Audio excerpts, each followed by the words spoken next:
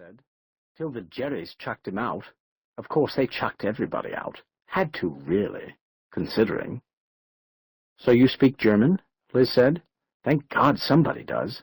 What was it like?" Well, what was it like? A vice slowly closing. In the beginning, the parties and the hot days on the lakes and the fascination of events. He had come to cover the Olympics in '36 and stayed. The Nazis supplied the headlines, and even a stringer could live on the rumors, watching the war come day by day. By the time he'd signed on with Columbia, the vice had shut. "It was like Chicago," he said. "Blunt and gritty and full of itself." "Chicago? It won't look like Chicago now."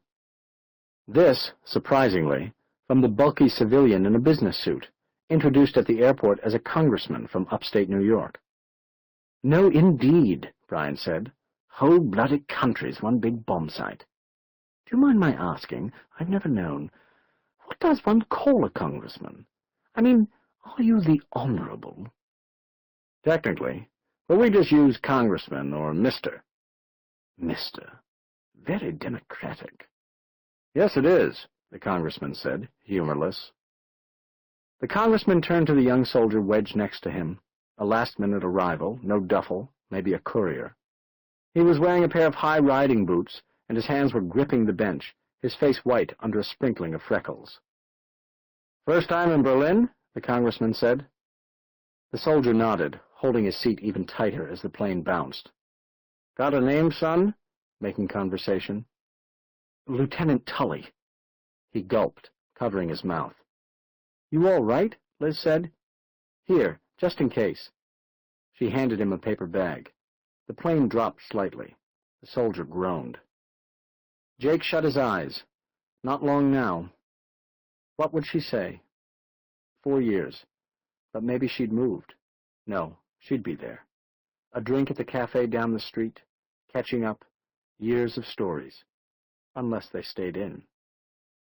"Pleasant dreams," Liz said. He realized he was smiling. "We're coming in," Brian said, his face at the little window. "God, come have a look." Jake jumped up, a kid. They crowded around the window, the congressman at their side. "My God," Brian said again. "Bloody Carthage." Jake's stomach suddenly dropped, all his excitement draining away. He had seen bombed cities before, but nothing on this scale. Shells of houses, miles and miles of them. Whole pulverized stretches where there were not even walls. Landmarks had disappeared under shifting dunes of rubble. As they dropped lower, scattered buildings took shape, smashed but there, a few chimneys, even a steeple. Some kind of life must still be going on. A beige cloud hung over everything. Not smoke, a thick haze of soot and plaster dust. But Berlin was gone. The big three were coming to divide up the ruins. "Well, they got what they deserved," the congressman said suddenly, a jarring American voice. Jake looked at him. "Didn't they?" he added, a little defiantly.